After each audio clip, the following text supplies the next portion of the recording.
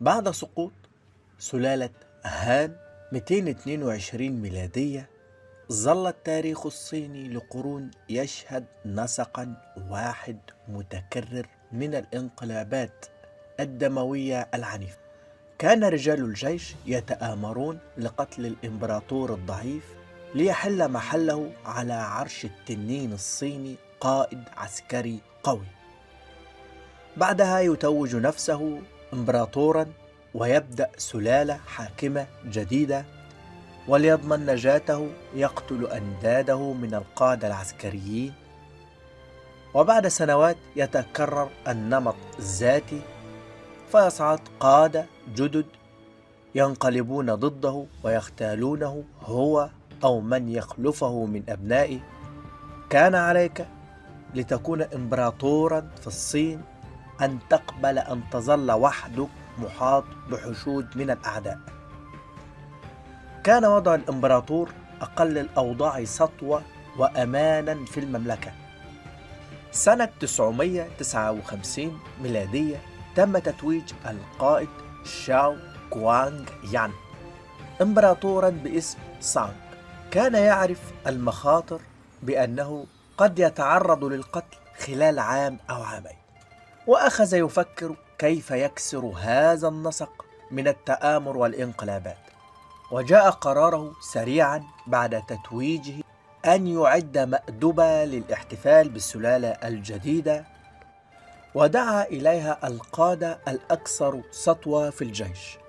بعد أن تجرعوا الكثير من الخمر، أمر بصرف الحراس والجميع فيما عدا الجنرالات والذين خشوا أن ينقض عليهم الإمبراطور ويقتلهم جميعا، إلا أنه خاطبهم قائلا: مر اليوم بكامله مليئا بالخوف، ولا أشعر بالسعادة، لا على مائدتي ولا في فراشي.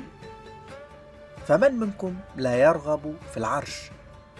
لا شك في ولائكم، ولكن إن سنحت لأحدكم الفرصة أن ينتزع عني هذا الرداء الإمبراطوري الأصفر ويأخذه لنفسه، فمن المؤكد أنه لن يرفض.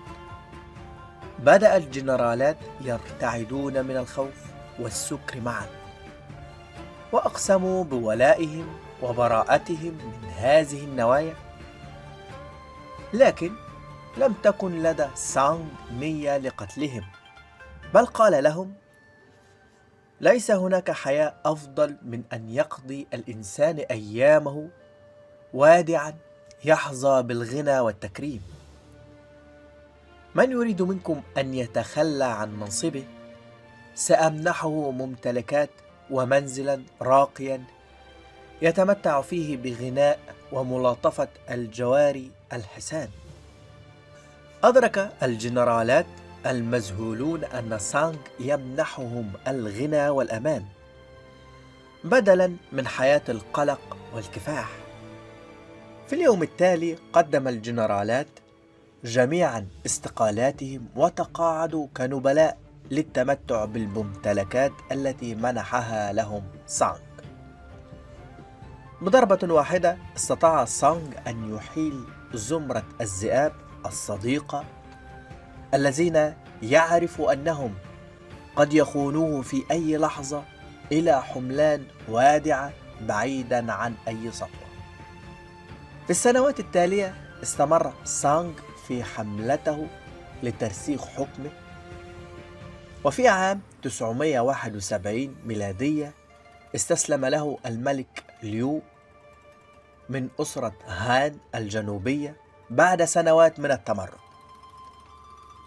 اندهش ليو عندما منحه سانغ لقبا في البلاط الإمبراطوري، ودعاه لقصره لشرب الأنخاب احتفالا بصداقتهما الجديدة.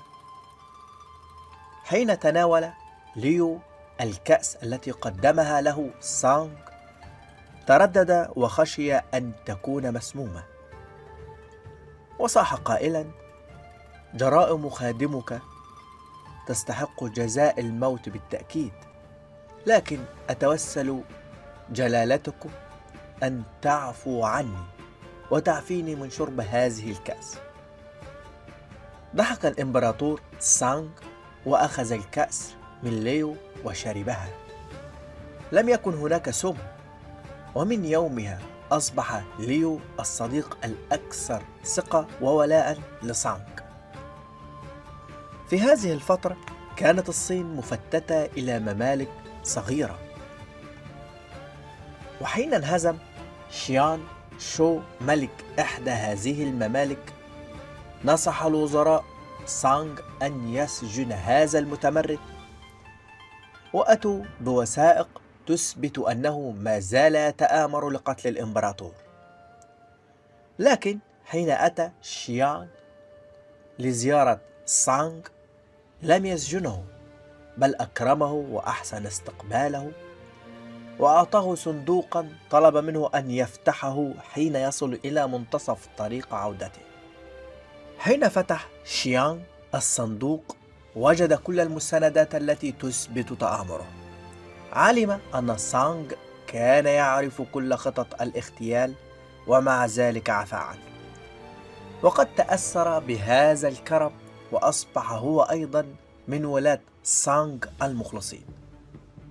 يشبه أحد الأمثال الصينية الأصدقاء بأنياب وأسنان الحيوان المفترس، إن لم تحذرها ستجدها تنهش لحمك. كان الإمبراطور سانغ يعرف أن هذه الأنياب تترصد له بعد أن استولى على العرش، فقد كان أصدقاؤه بالجيش على استعداد لمضغه كاللحم، وإن نجا منهم سيتعشى به أصدقاءه في الحكومة. أنهى سانغ روابطه مع الأصدقاء وابتعد عنهم برشوة الجنرالات بممتلكات رائعة، وتلك كانت طريقة أفضل كثيرا لإضعاف تأثيرهم من قتلهم، والذي كان سيحفز الجنرالات الآخرين للأخذ بالثأر منه. كذلك ولم يختر له وزيرا من المتوددين، لأن ذلك كان سينهي حياته كما كان يحدث عادة بوضعهم السم في شرابه. وبدلا من الاتكال على الأصدقاء استفاد سانغ من أعدائه، فبينما يظل الصديق يتوقع المزيد والمزيد من الحظوة ويضطرب قلبه بالحسد، لم يكن هؤلاء الأعداء يتوقعون منه شيئا ومنحهم كل شيء. الرجل الذي يعفى عنه من الموت بالمقصلة يكون على استعداد لأن يذهب إلى نهاية الأرض لصالح الرجل الذي عفى عنه ورد له حياته. ومع الوقت أصبح هؤلاء الأعداء أصدقاء سانغ الموثوقين، وفي النهاية استطاع سانغ أن يحطم النسق القديم من الانقلابات والعنف والحروب الأهلية، واستطاعت سلالته أن تحكم الصين ل300 عام.